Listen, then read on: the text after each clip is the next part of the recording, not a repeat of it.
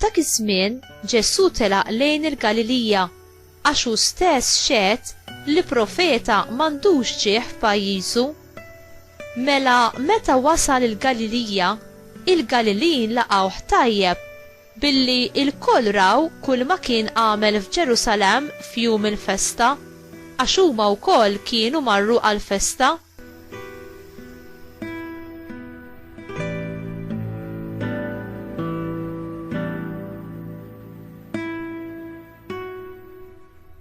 U raġa ġie f'Kana tal-Galilija fejn kien biddel l-ilma f'inbit.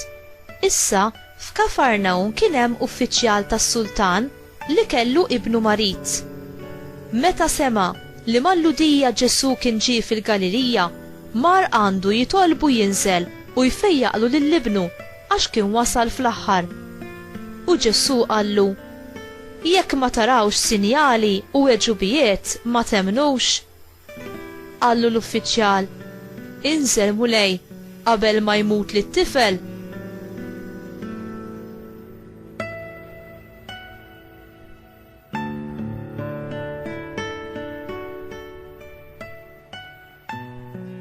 Qallu Ġesu: mur, ibnek ħaj. Ir-raġel emmen il-kelma li qallu Ġesu u telaq. Huwa nieżel, iltaqgħu miegħu il-qaddejja tiegħu u qalulu: ibnek ħaj. U staqsihom x'ħin kien meta beda jaqleb għall-aħjar. U huma qalulu: il-bieraħ fis-7 siegħa telqu d-deni. Il-missier intabaħ li dak kien il-ħin meta Ġesu qallu: ibnek jgħix, u emmen u l-familja kollha tiegħu.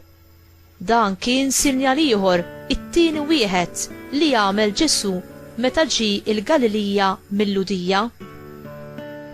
Il-kelma tal-mulej tifħir lilek Kristu.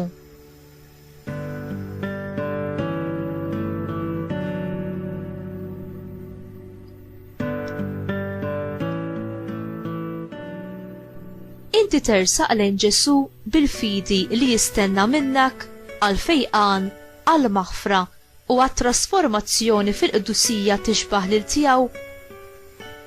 Il-mirakli ta' Ġesu huma sinjali li jimmanifestaw il-preżenza u l-qawwa tas-saltna t'Alla.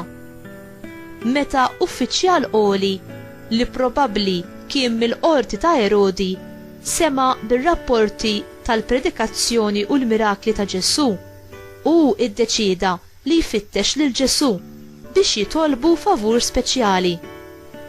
Li kieku din l-istorja seħħet fi żminijietna fuq il-mezzi ta' komunikazzjoni kien jingħad uffiċjal qoli jitlaq beltu biex ifittex fejqan mirakulus mingħand Mastru Daxxa li kien joqgħod f'belt xkejkna. Kien meħtieġ kuraġġ kbir għall-uffiċjal ta' dak il-grad biex jitlaq u jivvjaġġa 20 mil biex ifittex lil Ġesu, sempliċi Mastru Daxxa mill-Galilija. Kellu jumilja ruħu u jaffaċċja wkoll iż-żeblieħ mingħand sħabu. U meta sab lil dan il-Mastru Daxxa li jfejjaq, Ġesu der qisu iddiżappuntah meta stqar bil-miftuħ li n-nies ma jemmnux jekk ma jarawx xi forma ta' miraklu jew sinjal mis-sema. U probabbli li Ġesu għamel dan biex jgħaddi lir-raġel mill-prova, biex jara kemm kellu fidi imħeġġa u soda.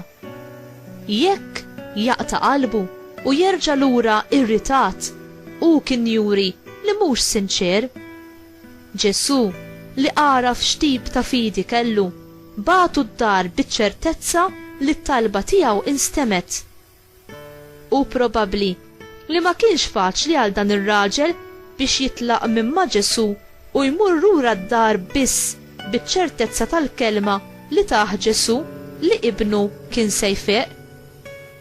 Ma setax Ġesu imur id-dar ta' dan ir-raġel ipoġġi jdejh fuq ibnu u ma kienx imut.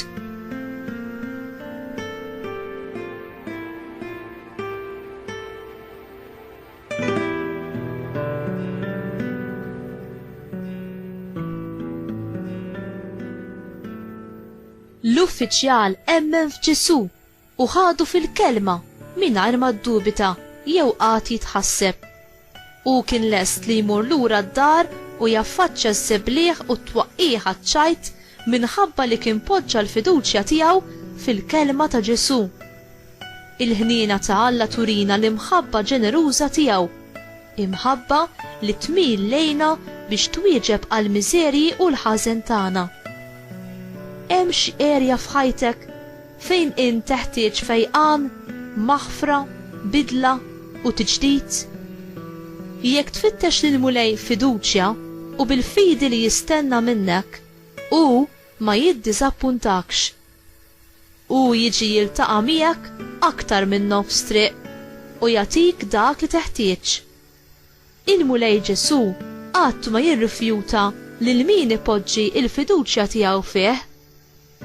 Itlaq id-dubi u l-biżat, is-supervja u l-ħtija f'riġlej Ġesu u għafda fil-kelma tiegħu li ssalvak u f'imħabtu li tfejqek.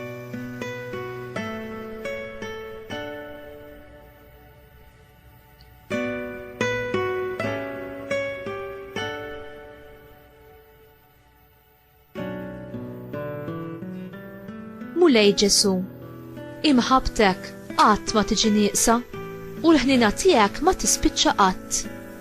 Għatini l-kuraġġ biex nitlaq is-supervja, il-biża u d-dubji tiegħi għal imħabtek li hi infinita, għall-erf u għall-arfin tiegħek. Għażiża Ommi Marija, itlob miegħi u għalija biex inkun qawwija fil-fidi, nippersevera fit-tama u nkun kostanti fl-imħabba. Amen.